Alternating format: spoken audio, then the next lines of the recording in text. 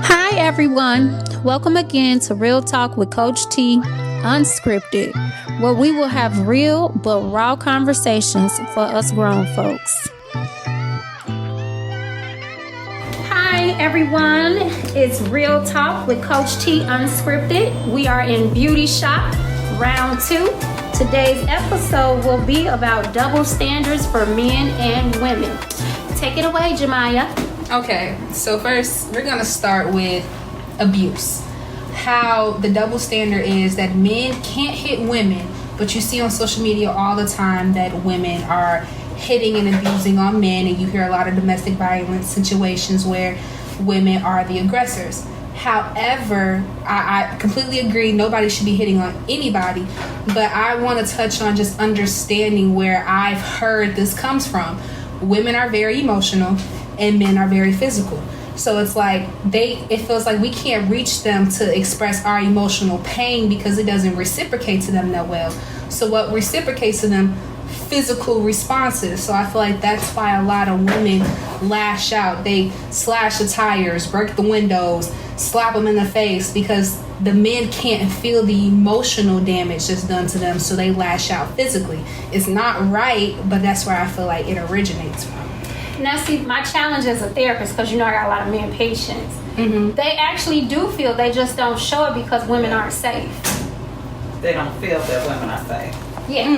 Most of my male clients will say, like when they let their guard down and they try to let a woman in, that they take it and use it or misuse it, abuse it, or throw it back in their face. We good with our words.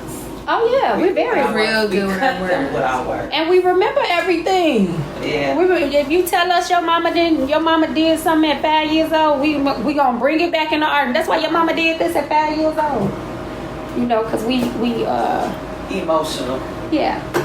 But you kind of like justifying that because they're emotional, exactly. They get to like, that's how I feel. Right, be okay. Like coming from a family of boys, men, like I ain't with that. Like, no, don't touch them. Don't touch you know, my right? Because I'm gonna wanna. Exactly. Don't touch my husband. Right. Exactly, and I get that. I have younger brothers, and I speak over that on them. I wouldn't want a female abusing them, and I wouldn't want them hitting a female.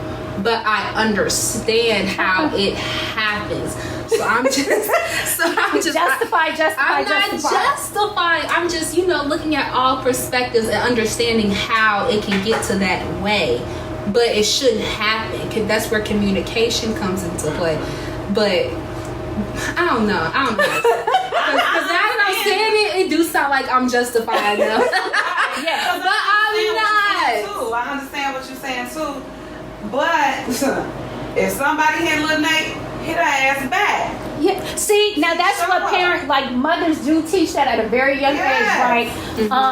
Because I recently just seen that one of my friends was telling me that a little boy hit her daughter, and her daughter like kept hitting them back, and she told him like, if somebody hit you, you hit them back. So like it starts young, because we okay when we young, but then now, like the recent film going around with that I talked about the other day, the young lady who was seen hitting a man, and literally that was a hard slap because his head moved, twerked after of it, and I mean, allegedly I don't know if that's the man that even hit her with the brick, but then you get hit. Well, my saying is he didn't hit her, the brick hit her. I'm just being honest. And that's just like, you should have ducked. I don't agree with the men not emotional, because Nate, my husband, he always say like, just because I'm not responding the way that you want me to respond, completely, doesn't mean that I don't care. Yeah. You want me to cry, you want me to do, I'm not going to do all of that. I'm going to hold that in or whatever. And he always be like, I care. He like, anything that you say cares. If it's about you, anything that you say, I care about. If it's about you, it's going to cut. Oh yeah. It's men can actually. I want to say sensitive, because that's not a good word, but men actually like retain almost everything we say as women, and they don't say anything. But remember at the couples event, what the guy said, one of the panelists said that when a woman says something, they hold on to it, and once that it cut them, everything else is filtered through that cut, and they shut down from that point on. So they do have emotions, they just show them very differently. Right. Women are outwardly emotional. Men, like, you know how they buy things for your, you know, gift, whatever. But again, we as women, if we be honest, you can look at your relationship with your siblings, whoever. When we get mad at them, we throw a dagger right back.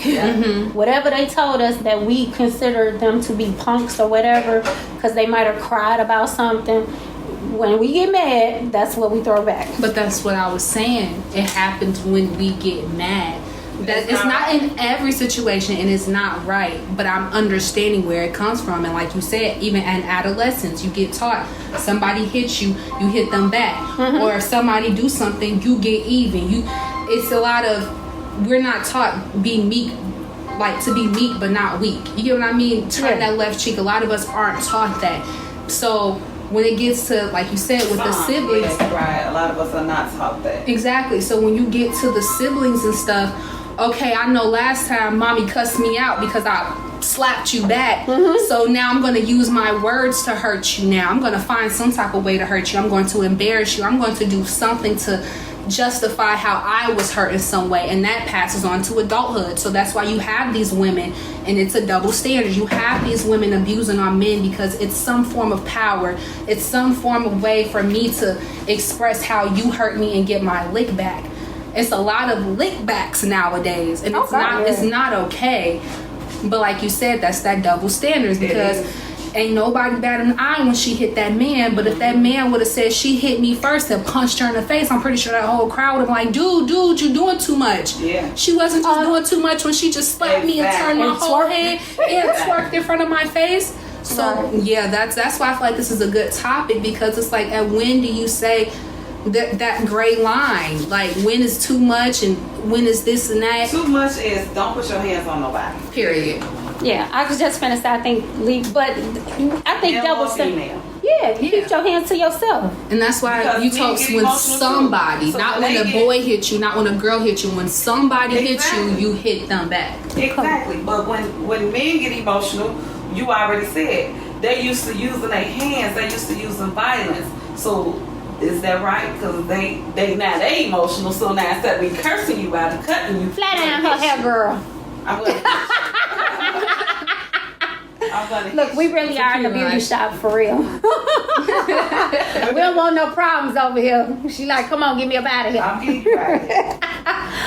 But I think double standards all the way around, because you know how like men can sleep with multiple women and it's cool. Let's talk about it.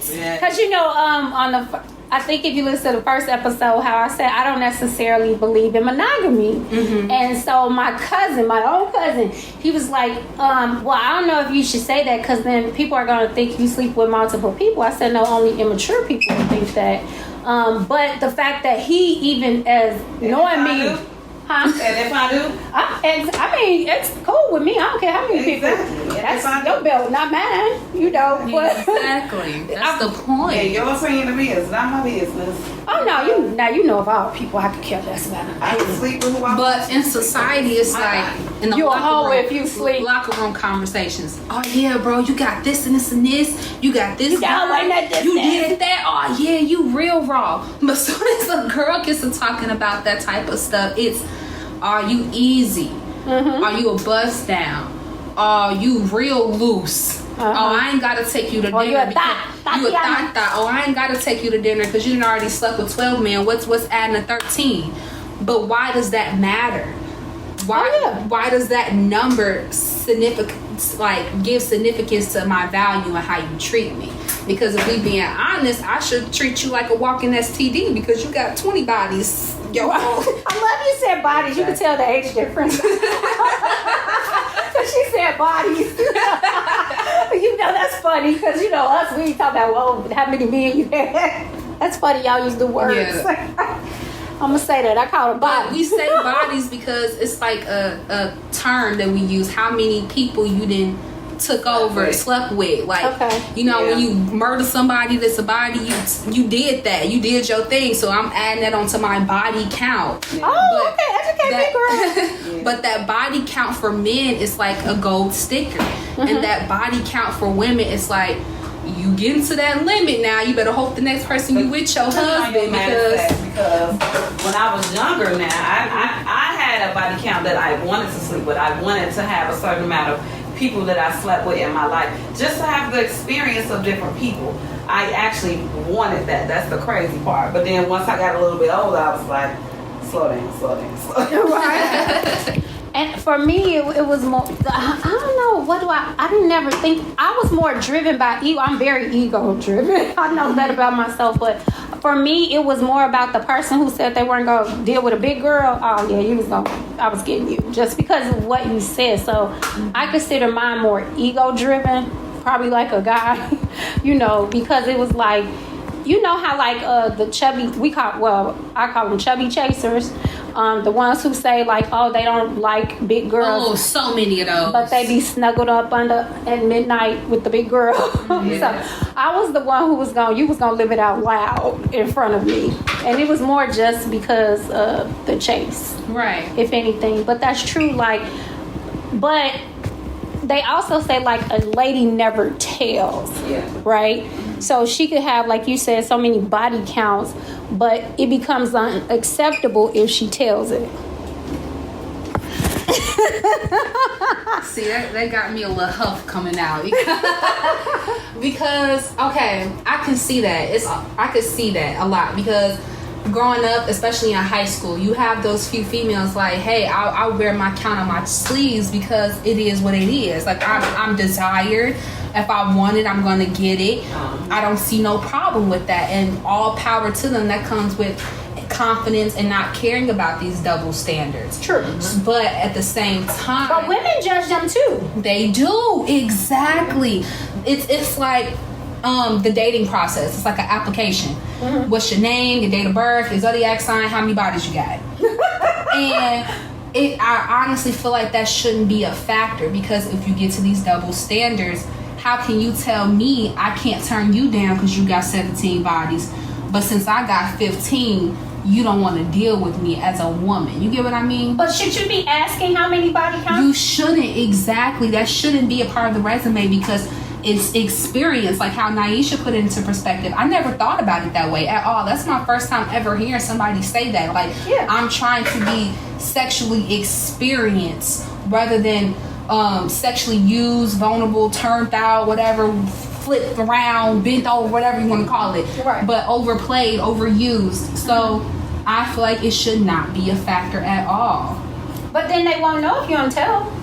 They won't know if you don't tell, but what are the odds that they won't ask? You can ask me anything. I don't have to volunteer information just because you ask. That's true. As soon as you say that, people get to looking at you like, oh yeah, you must got a high number because you're not saying maybe nothing. So, maybe not. Who knows? You know what I'm saying? Mm-hmm.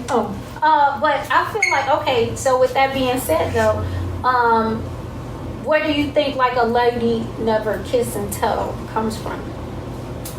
Because a lot of men think that they lie about their body count. That men or women? Women.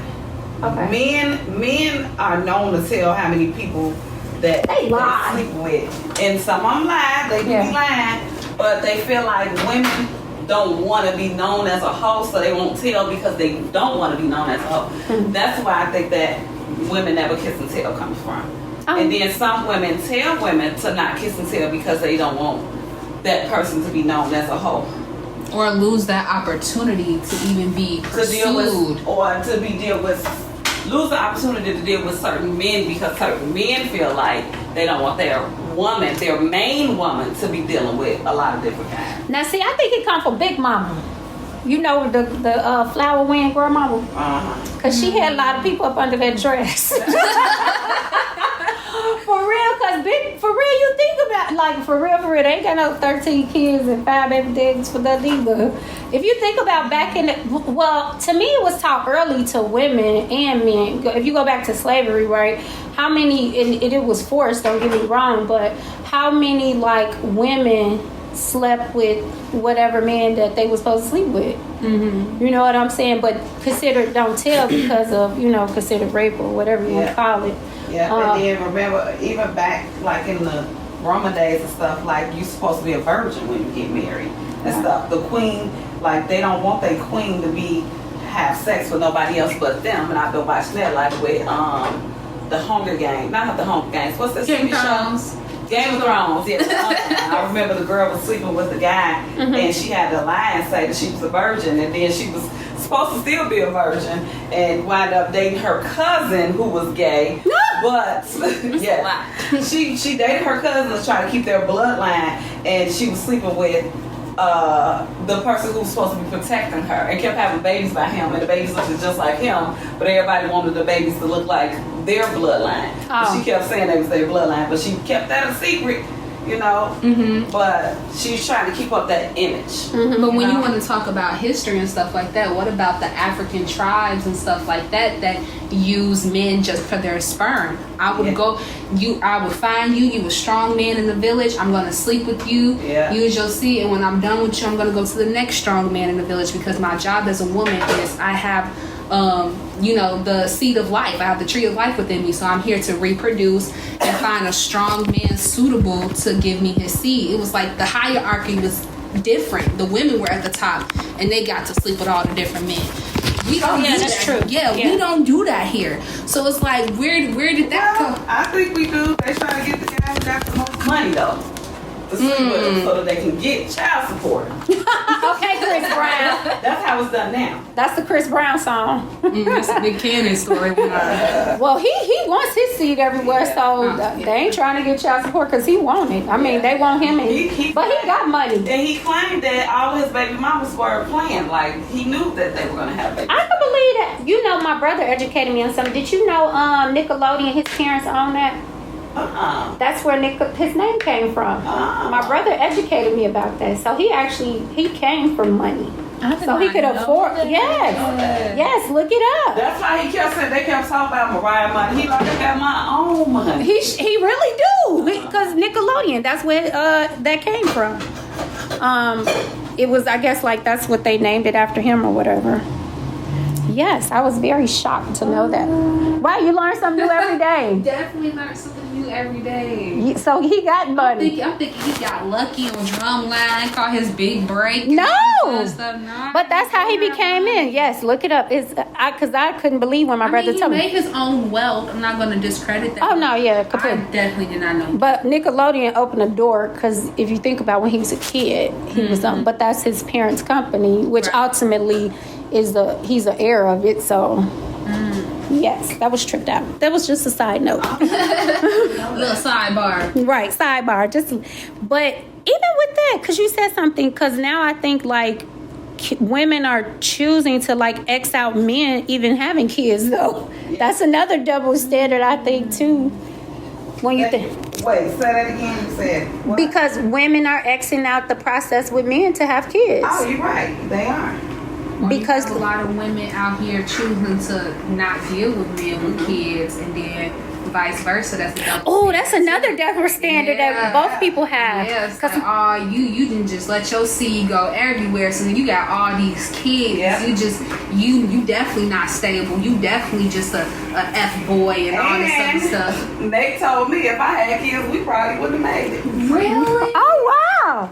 So he came in the mix with 3 kids. He came in the mix but with if 3 you kids. had kids, it wouldn't have worked. But why is that though? I don't know. But you know what? See, I guess I would feel, because I now this probably sounds. feel some type of way.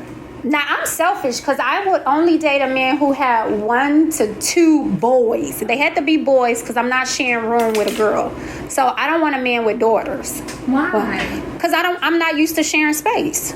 I'm gonna be honest. I'm the only girl, so we can't. That's crazy, because I always talk about how I'm the only girl, but I love when Ja'Maya and Kaya is over and talking to their daddy and hanging out with their daddy. And I push for y'all. Push us to go on dates without her, all of that. But yeah, that's still like y'all not in, like that's not. And together too. Right, but for me, I know. I'm sorry. It's all about me. I'm selfish. I don't care. I have that. I'm not the only child, but I do have the only child symptom where I don't want my stuff to be it's my stuff to be messed with. But as far as father, and it's probably because I didn't really have my father in my life, and I would want them to have their father in their life the way that I would have wanted my father to be in my life. You get what I'm saying? Oh yeah. That was big for me. Yeah. For me with him. So you do it out of more so lack of what you had. Yes, I would have wanted to have that relationship with my dad. And I told him that in the beginning, he wasn't really in their life like that. Mm-hmm. And I was like, you the one supposed to be teaching them this, and you the one supposed to be teaching them that, you know? Yeah. And I was like, I didn't have my father like that. Like, you know what I'm saying? You supposed to be the one that's in their lives like that. You know? And he wanted to be, but it was just things that was going on that was preventing him from being there. But shortly after that conversation, he came on. That's good. Well, maybe because I've never been without a male presence, or I don't have, like, that's probably why I don't want to share space. Because I've had male presence from birth. Right, but then that still doesn't answer the question. I mean, we're not going to have an answer, but of that double standard. Why, when you look at a female that comes with kids, they're less likely to be pursued than a man who comes with kids? Is it because it's expected? No, because women accept it. Because there's some women who do not want to date men with kids. So there are. Yeah, and they may have kids because they don't want to be mom, or, you know, whatever the reasons are. But I feel like that's double standard all the way around, because you have women who have kids who don't want to date men with kids, or men with kids who don't want to date women with kids. And I get both, though, because think about it, if you get into relationships, that's a financial strain. Mm-hmm. Like, for me, like, I'm going to need your mama to have a good job. I'm going to need you to be a really good mom to your kid. Because I don't want to be, I don't want to try to replace you. I'm not trying to do none of that. Like, you know, because if you think about it, like, that person has to take on that role. That financial responsibility at the end of the day. Mm-hmm. Like, you think about it, if you like you said, like with your dad and Nyisher, they like there was some financial responsibility that had to be taken on. Mm-hmm. You know what I'm saying? Because you're a couple. It was right, because you're a couple. Like, and some people just don't want to give up their money, and I ain't mad. And not even just money, your time too. Because like, look at it from. No, we're not saying like, well, they ain't gonna be able to hear what you said. She said it didn't bother her. It didn't bother you, but also I do feel like age plays a part. Like, when you're the person too, but it also, I feel like age. Like, cause in my age group, I feel like, you trying to play a stepmama role. Like, you can't do that. Or you. They told me that too. Yes, but that's that standard. Like. No, I mean, I think it's different people, because I had a friend who was like, I want you to date somebody with no kids. Why would you date somebody with 3 kids? It didn't matter to me that he had 3 kids. What mattered to me was my relationship with him and how he treated me. It would have mattered now if he wouldn't have gotten back in his girl's life, then that would have been a problem for me. Oh, that's a good question too then. Okay, so, you know, like, women who date men with kids, but they're not being proactive in the kid's life, but you guys have kids and the woman doesn't care that you that they're not trying to cultivate or whatever a relationship with you and your other kids. Because that's a lot of that too, and to me that's a double standard. It is. Like, it is, because if you had a child, you would want, as a woman, you would want the guy to interact with your kid and be there for your kid and stuff like that. But another double standard that I know just from counseling, women who have kids but are with another man, they don't like to allow the discipline. There's always some restraint about discipline. And it's not even just women. I feel like I kind of deal with that too, you know, within my relationship.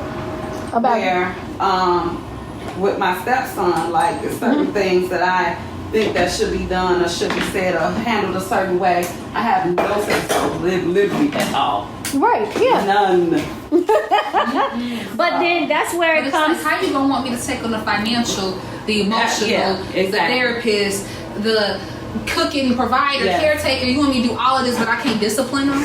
I can't tell them. I can't. Or speak my right. I can't speak my opinion. I gotta run it by you first, but you want me to automatically move as a unit, as far as those mother roles. But soon as it comes to discipline or whatever the case may be, oh nah, you second place. Oh nah, you need to sit down. You probably fourth place. You need to sit down and let me think about it, call they mama, etc., etc., etc. But I'm here. I'm the one putting in this work. I'm the one that they see every day that they come home, and etc., etc. Because that's how I felt about Nyisher. Like, she definitely took on that mom role, and I would expect her to pop little Nate in his mouth a couple times, or even tell me like, nah, you need to sit in the house or something.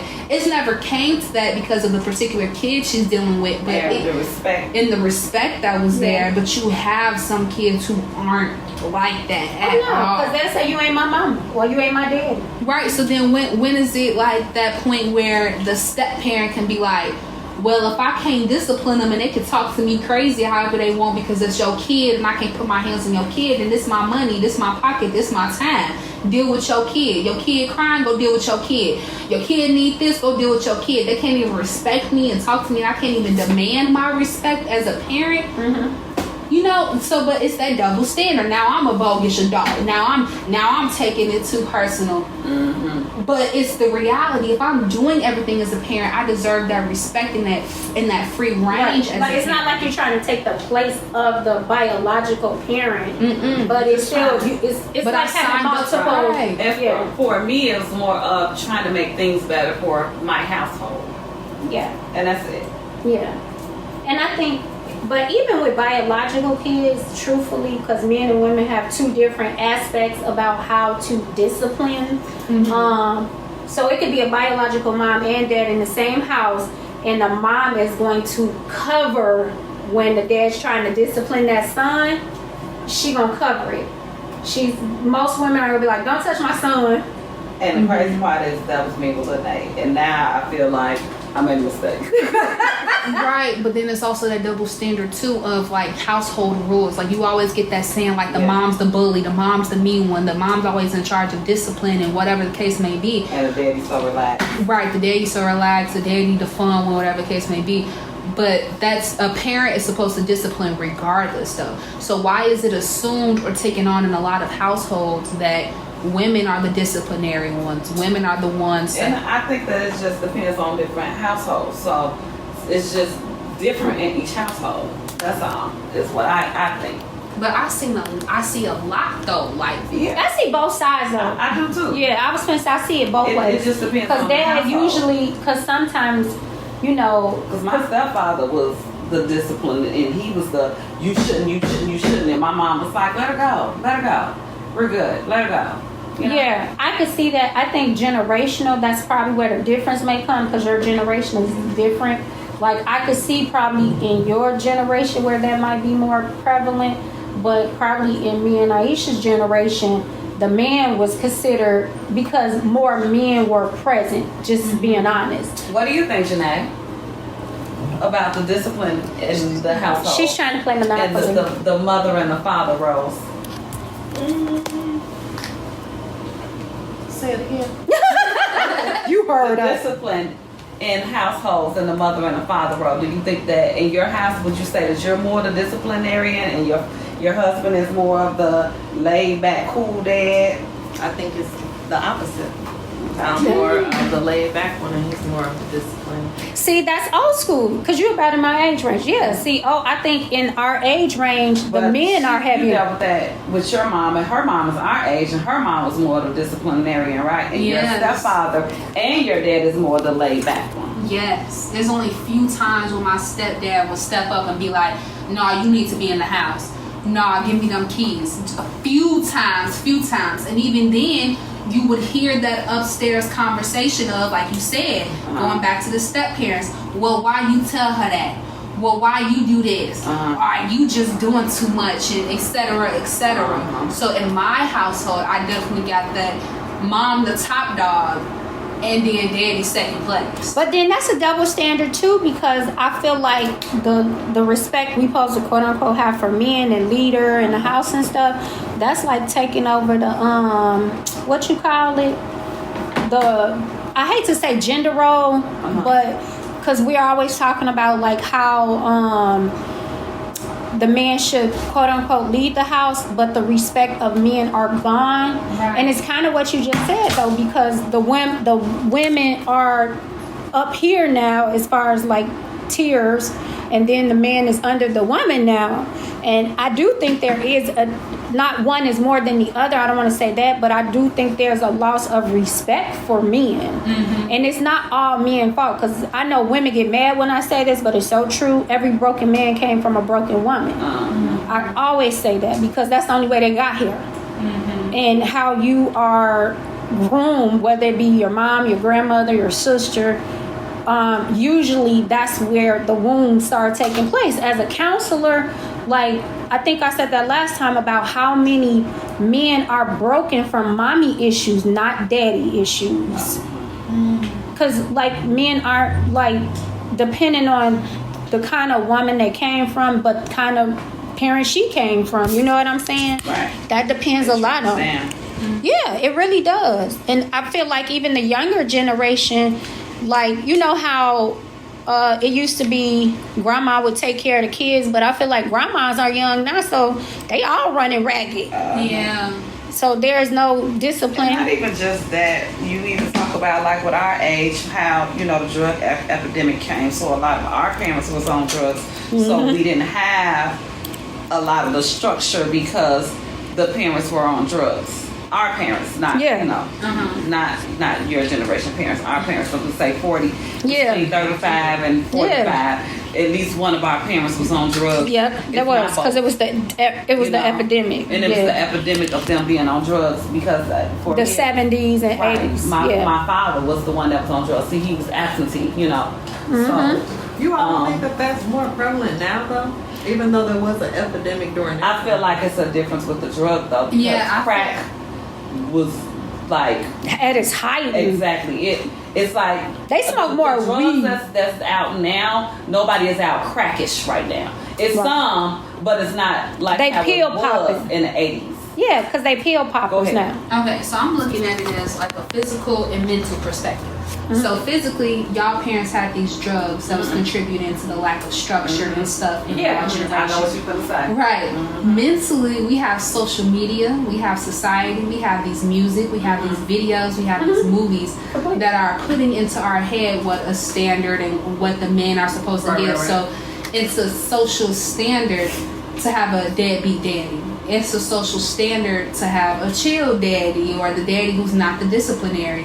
It's a standard to F all that stuff anyway. We out here just partying, whatever the case may be. So it's like that social standard of how social media portrays the parent dynamic is what's hindering us, like how y'all generation had these drugs. So I feel like that's what's contributing to these double standards. That's what's contributing to this imbalance of like the mother and the father roles and how we deal with our kids and stuff. So at that point, like if it's not even the parent, because you can have a parent in a household who's instilling all this stuff in their son, but you go to school and they friends telling them, oh, you a square, what your mama told you gotta take this girl on a date. Nah, bro, you better just whatever the case may be. So it's like society breaks down those like fundamental structures. At my age too, where you have the square, and crazy enough, my high school sweetheart was the square, and they was laughing at him for coming to walk me to school every day and bringing me flowers and talking about him. I remember he slipped and fell down the stairs and bringing me some. Oh, he a lame, he a goofy, you know. And of course, that made him want to be more like thug-like and all that other stuff, you know. That's true. Remember, I told you about my brother. Like he wasn't, because my brother is definitely nowhere near like the oldest one. He's nowhere near like a street hood kind of person. And because girls want that whole, you know, imagery.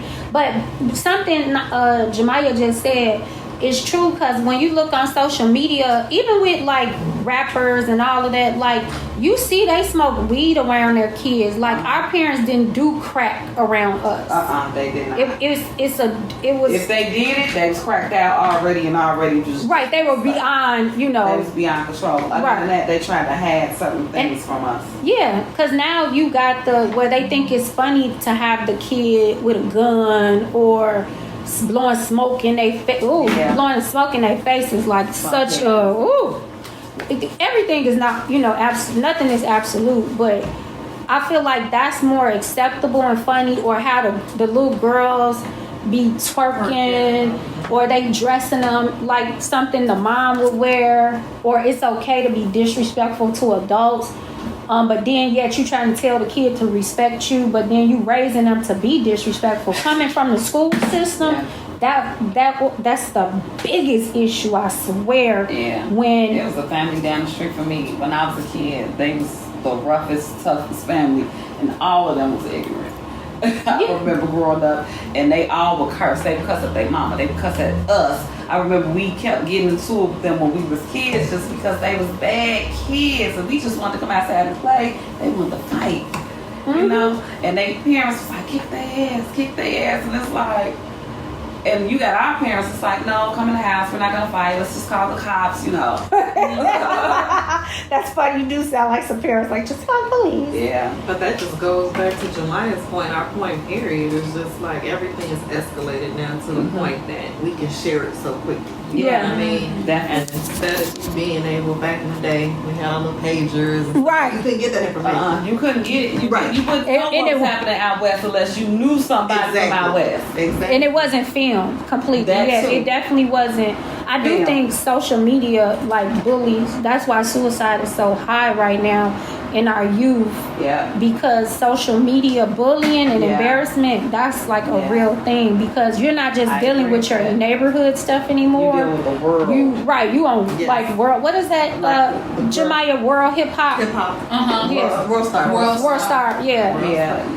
Not even just it's a lot of rain. Other one that's on the shade room. Oh, the shade room Like the too. girl who Chicago faked media her kidnapping, you know? Yeah. And how them people was on her. I was so happy that stuff happened at, what was it? When they had that fight on the dock. Oh yeah. That's what took the That's attention just off off of of her. Oh yeah, because she's from Alabama, so remember it was they were study on her because you could tell there's some mental issues there that she faked the kidnap, right? Oh, but they were like the nurse.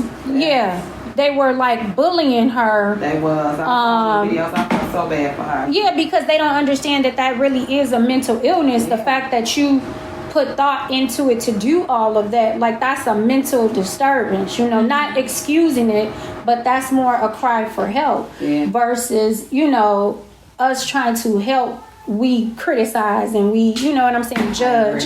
But that's why suicide happens so fast. Well, I'm so glad you brought that up because let's talk about it. These double standards about suicide. It's shockingly, I'm learning this. This is new information for me. It might be known to y'all, but men commit suicide more than females. We're told all the time that we're so emotional, etc. and the third. But I really do feel like it plays a factor in we're doing this. We're conversating and we're respecting each other's boundaries and we're giving each other the opportunity to not be judged and let out our emotions and our opinions. But let us have a man in this room, he's more than likely to be the silent one because it's taught that men shouldn't be over emotional. They bury stuff a lot more than women. So not only do they have all these thoughts that they push down and not express and openly given to other people, it's a mental thing. Like they're beating themselves up mentally to the point where it's like the last solution is to break down. Like I feel less of a man, this problem isn't being resolved, and they're more likely to commit suicide. You see it a lot with white men more than African American men, but regardless, the situation is men and women. Men do not have that outlet that women allow themselves to have, so that's why they're more likely to commit suicide. But that goes back to the men being safe. Right? So black men do commit suicide. It's just actually not spoke about as most. So the numbers aren't always accurate. Okay. Yeah, the scale is very tilted in that because they'll say homicide or unknown cause, or you know what I'm saying. But the truth is, black men are just as much under distress. Like, I hate to say this, but like Chicago PD, like the suicide rate is way higher than most people know, because that will be a vulnerable point if they really release the real numbers, because they would consider the police weak if they knew how much suicide really happened. Some are more just depending on who the person was or how loud the family is. So, but truthfully, you're probably losing a police officer within the whole world, probably at least two a day at minimum. Because, yes, because you think about it, it's a double standard for them. Yeah. You know, unfortunately, and then men and women within the department, it's a double standard. You know, like, oh, she can't do this, he can, you know, all the above. But men also, like we said about earlier, we talk to a man, like you said, and he'll say something, we hold it, and boom, we gonna throw it right back at him as soon as we pissed off. So they can't be Vulnerable. right. Yeah, they really can't. You know, something, because, you know, I used to counsel couples, and I really do understand where men come from when they say, you know, like, say for instance, their wife is the spender and they're the saver. And they say, like, you know, she doesn't understand how selfish that is because he don't have nobody to go to. He can't go to his mama. He can't go to his daddy if the car note needs to be paid. He ain't got nobody who got his back. But the woman could mess up the money and she can go look at her husband. That's another double standard, that because you screw over money that he's supposed to fix it when you got responsible, you know, men. I do feel like that's something women that I've exposed, you know, from counseling, that women do not recognize when it comes to finances, how much the man is demanded to have to do all this. Kind of like when yesterday I was talking about dating over 40 and women thinking the man supposed to pay for the date all the time. Like, what? Like, are you nuts? See, I'm finna pull a Nyisher. It depends on the household, okay? Because my household, I have two very strong women. I consider Nyisha to be the more feminine example, and I consider my mother to be the more masculine energy. My mother won't give you the opportunity to disappoint her.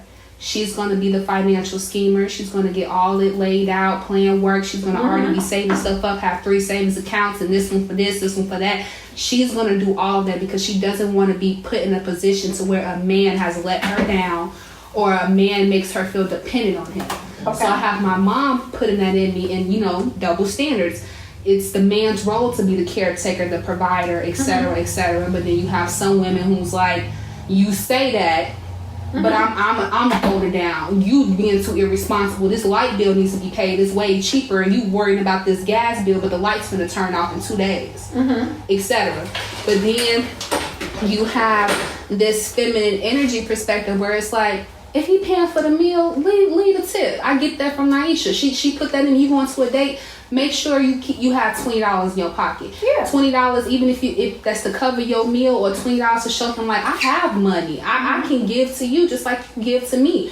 Or after the 3rd date, be like, you know what, this one on me. I heard you been saying you wanted to go-kart riding or playing laser tag. I heard you say it a few times, so I already bought us a ticket to go here and here and here. Yeah, I agree. Right. That's So, okay. and that's okay. But you have a lot of women, and it goes back to the households. Like you said, a broken man comes from a broken woman. An overly strong, independent girl can come from a broken woman too. Oh, yeah, they do. Right, exactly. So it's like you get that double standard of, don't let no man disappoint you, or don't let no man feel like you need him. But then you have that other side where it's like, let a man know that I got your back too. Like, I can handle this too. It's us. It's us against the situation, not me being you against the situation. But we jumped up. Look, she jumped up. Come on, girl. No, I think you have to consider your audience. You know what I mean? Yeah. Each person is gonna be different. You gotta learn different styles because there are men out here that need to be filled, that need to be needed. Yeah. And if you exert that masculine energy, it's a turn off to them, you know? Completely. But it don't have to be masculine energy. Well, for the sake of, or the... Yeah, I get what you're saying. I know what you're saying. So then you have other individuals like, dang, you depend on me for everything. Can we just be, partners? So you just got to kind of learn your partner, learn your ideas, and then you kind of tailor it to... And know who you are, though, right? Because you just said something that, for me, I really do have an issue when women do it, because this is how we raise... and because I don't like the word mama's boys, because I think it's good to love your mother, because that's what I consider a mama's boy. But... women who, like you just said, don't depend on a man for nothing, but then you making your son's plate, or he don't have any responsibilities. So you're pushing your daughter to be independent, but teaching your son to be codependent. Like that. Mama got you. Yeah, like that just strikes my nerve. And just like you said, Nyisher brought up earlier how the daddy is supposed to be the example of what a man's supposed to do. The mama's being an example too. So now those dudes who go out thinking that everyone that they come across is supposed to be doing their laundry, cooking for them, etc., and that's not the case. So that's why I love that she said read your audience. Yeah, that's something I definitely been learning lately, because just like this topic is double standards. You have people who have experienced one standard and the other. So it's up to you to, like you said, Tamika, know yourself. yeah. I'm gonna come across this dude, and I know that I'm in this situation of masculine energy. So I might not want to pursue that, or I might want to practice being in my feminine energy and letting you be who you want to be, which is the man and the provider and stuff like that, but still hold my own on the side, or whatever the case may be. But I got a bigger question. Where did these roles come from? Old school back, Big Mama. Who's to say that it's right? I don't think none of them right. It's none of them is right. I feel like it goes with what's best for your household. Yeah. That's the bigger thing. Yeah, because like you have some people who, like, men who may be what I guess the word we would say is domesticated, as far as like, but maybe they the better cook. Like I come from like the truth in my family. The men know they can cook and clean out of any woman any day, literally. And it's kind of like, for me though, I don't even eat meat, so I ain't even cooking no meat like you. Okay, you out of luck if you looking for me to fry you anything, because I'm scared of grease. I don't want no grease popping on me or smelling like it. So yeah, like I'm the wrong woman. And I for real, I got a housekeeper. So I can maintain keeping my house clean, but I'm not finna be cleaning no house. I don't even like the smell of chemicals. Who that is? That's me. I want somebody else to clean for me. I've only cleaned, but I want somebody else to do it for me. I ain't even that type of chick. I'm not a cooker like that. No. None of that. But I'm not. Make y'all no less than a woman at all. That's just y'all particular. I was raised with that energy, though. You know what I'm saying? Even to this day, I will never forget. We were sitting at the table at my uncle's 50th birthday party. So it's one woman a generation, my aunt, and then all her brothers, which is my dad's side. And my aunt, she will taste food. She'll do stuff and know she don't even want the food, right? So she had asked for something. We gave it to her, knowing she wasn't going to eat it. She spit it in the my uncle handed her the napkin, let her spit in it, and took it. Like, they catered to her. You know what I'm saying? Yeah. But that's kind of where that energy comes from for me. Like, it's a girl of generation. So I think for me, I have a good balance between feminine and masculine energy. Because like I say, I actually drive what most would perceive as a man car. Because I like speed cars, right? But I put my touch of feminine on it, so you don't know if it's a woman or a man's car. I wear big face watches because I like bracelets, but usually they have like some rhinestones on them. Most big face watches are men. I'm not a heel person, but I wear gym shoes that usually have very feminine looks. You know what I'm saying? So I think balancing your energy is good, but again, being okay and knowing who you are as a person so you can attract the right person. Amen. Because I think that's the problem with men and women. I think we don't know who we are. Like the first episode, I got quite a few people telling me that I was vulnerable, and I was like, vulnerable? Me? I was like, no, I'm transparent. Like, I'm okay with my negative qualities. I'm okay with saying I'm selfish. I'm okay with saying I don't know how I feel about monogamy, because I don't really care about what people judge about me, because I'm comfortable with where I'm at. The other day I was talking to my neighbor, and I told her, I said, man, this is kind of like the happiest I've ever been. And I'm not in a relationship by choice. I don't have children by choice. I love my career. I love what I do. I show up and don't feel like I work. I travel where I want to go. I take my niece and nephew where they want to go. If I get time, if my other nieces want to come along, I spend time with them. You know, like, I'm free. Because I don't want to share my space, though, but it's by choice. Amen. You know, but most people would say that's selfish. And even like I said about... It's okay to be selfish. Oh, you know, I'm good with it. I'm selfish, but not inconsiderate. I tell people that all the time. It's okay to be all the selfish. time. And you need to be selfish, because if you can't be selfish, then you have no boundaries. That's what, the end of the day, that's what that means. Like, you can call it what you want, but that's a bit of people pleasing too, you know, because you're not taking care of you. You're putting yourself before other people, which is funny too, because I find a lot that women do that with their kids. Yeah. But then... And then get mad at the kid because Yeah. they broke their own boundaries. And they want the kid to understand that they broke their own boundaries. But that's not how that works. No. And it's not up to the kid to accommodate the fact that you put yourself in that situation. Yeah. Yeah, that's all I got to say. Look, you stepping off of that one. I'm going to step off of that one. My mama's going to walk in here. Let me step off on that one. Yeah. Real conversation, uncomfortable, crucial conversation. Right. That's the whole purpose. I really did it because, truthfully, sometimes my biggest things, there's 4 steps I tell people. You have to expose something to want to deal with it. Then you have to become self-aware in order to want to even begin to change it. And then you become accountable to calling your own self out. That's when it actually will change. Because the truth is, if you don't expose it, then it ain't nothing.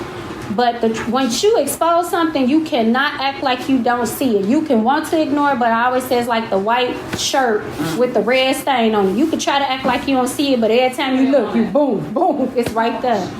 And sometimes I think as we evolve, the truth is you learn more about yourself. You outgrow some things, and you grow into some things. I mean, your whole statement was empowering for me. I mean, I like the whole thing. Like you said, everything has been by choice. Yeah. And that's an amazing place to be in, you know, because even growing up or being a young woman, you sometimes think you want things, and when it happens and you get older and you have the knowledge and that wisdom, you realize that those are some of the choices that you would not have made. So for me, like you, that's your truth. Yeah. I mean, you living in your truth. You said it's by choice, and that's a beautiful thing. Some of us, you know, you're too concerned about what other people are going to think and say because it's not a standard. And I'm guilty of it as well. So you can't live in your truth. And like you said, exposing yourself and then having to deal with it. So, I mean, I said a whole lot there. You said a whole lot there, but... That's true, though, because the truth is, like, my mother died wanting me and my brother to have kids. I said as a kid, I don't want nobody kids for so many reasons. My mom was a teacher. She always had somebody kid. My grandmother had somebody kid. Like, you know what I'm saying? It was too many kids around me. I don't want that many kids. Like, for real. Even though I didn't have to share space per se with them, but it was just too much responsibility to me. Like, I wasn't responsible for those kids, but just looking at it, secondhand nature, I was like, yeah, I'm good. I don't want that. And observing it too, like yeah. Yeah. And then I come from good stock of relationships, because other people think like, oh, you know how people think you're bitter or whatever, or you haven't seen a good relationship.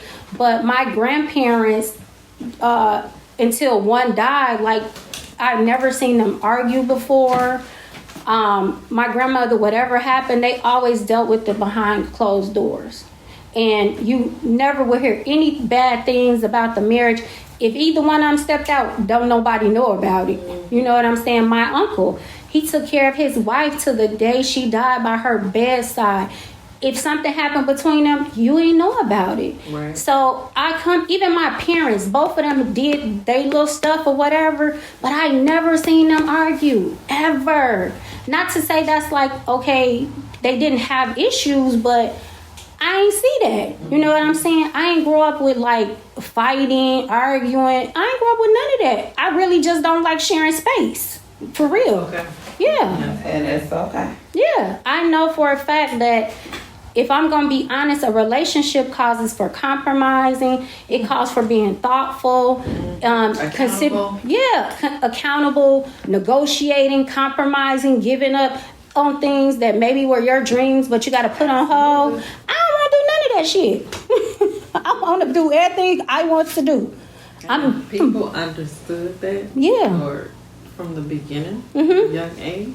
Yeah. Then absolutely, but then that goes back to your point now. Like what you all are seeing is kind of like what you think it should be. You know what I mean? My daughter, she's 16, just starting out with her first boyfriend, and she wants the white picket fence. Living, you know? The social media living. Yes, and it's not the truth. That's not how it's gonna be. Or you have the opposite. You have the one who either wants the white picket fence or the one who's running from the black fence that they didn't see, and they don't know how to recognize what's the white picket fence. And I feel like I deal with that a lot too. I always got one foot out the door because I've seen untrustworthy examples of relationships. So it's like you have the ones who's gonna do everything in their power to force that white picket fence, or you're gonna have the one everything in their power to not be hurt by the disappointment of not getting that. But those usually attract the wrong people. Yeah. I know, don't they? Don't they? Because they haven't dealt with whatever, like you just said. If you like always got one foot in, one foot out, that's usually when you trying to quote unquote not be hurt, not be disappointed, you usually gonna attract just that. Because that's a void. You trying to, and you can't see, you don't believe people when they are good. So you sabotage that because they're like, oh no, that's too good to be true. You don't believe them. Yeah. That's really what that is. So how would you give advice on how to address that? Like the person who's the avoidant. How would you give them advice on taking that extra leap to not avoid it and experience those things and give those chances and recognize when something is good? So you know my thing is always start and begin and end with you, right? You the beginning, middle, and end. Start trusting your own judgment. If you can't trust your judgment, then you're picking the wrong person. Because think about it. You're picking the person, right? Right. So if you don't trust you, then that's probably why you're not going to trust them. You have to learn to trust you and then really figure out, are you dating your void or are you dating who that's what you really cultivating? Because, you know, a lot of people marry or date their voids. And what I mean by that, like trauma, people who weren't validated, right? I always say, I know for a fact I'm a charmer. I know how it was called, let's talk from the male's perspective. And women were like, well, why do men constantly, you know, they won't leave you alone? I said, you're the path of least resistance. Why would I? You know, even as a woman and in the dating world for me, like if I know you had the door open for me, I was going to put my foot in it. Right, because you're the path of least resistance. Like, it ain't because I love you so much that I just can't let you go. No, fool, you open the door. At the end of the day, if you don't want me in it, close it. Wow. And then most people, when you really think about it, if you dating the same type of person but a different person, you dating your void then. I have to calm Never thought about that. Yeah. But that's the thing. I can go back to what Ja'Maya was saying. Just trying to learn who you are. Yeah. Like you said, trusting yourself. Everything, you have to learn who you are. Because I'm still on a quest to find out what truly makes me happy. That's my biggest thing. And everybody's going to say, I'll listen to music, travel. No, I want to dig deep and find what truly makes me happy outside of having to depend on someone else. Yeah. So that's the biggest thing is working on ourselves. You know what I mean? Oh, yeah. And then you have to kind of eliminate what you were talking about earlier, Ja'Maya, is like social media. I'm not mature enough at 44 44 to see what I see on social media. We're looking at all the grass is green on the other side. They taking trips, they doing all this stuff, and then you don't know what's happening outside of the computer. I literally it was a couple, social media. They went to church or somewhere they went. Next thing you know, the lady done killed the goddamn man. Oh, yes. wow. So it's like for real, and me being a counselor, I know way too much to even trust social media. Like, I know for a fact I done seen couples who standing on the pulpit look real good to the congregation. Yeah. And you step out that pulpit, they don't even like each other. Yep. You know what I'm Just saying? like that bailiff in that marriage court. He was like, the man on the stand was like, you don't even look happy. He was like, oh, he been married for 15 years is what the judge said. And he turned around 3 months later and killed his wife. Mm-hmm. Like, you don't need to No, literally. But I love what you said. Happiness, right? Finding truly, not things, not people. I always ask that question, men and women, and most people can't answer what makes you happy. And it shouldn't be things and it shouldn't be a person. True happiness is at peace with whatever going on. That's real happiness. Like I said, how I'm happy because my job is not really stressful. Most people say, how can you be a therapist? How can you listen to people all day? But the truth for me is, I don't think I'm like this person who trying to save people.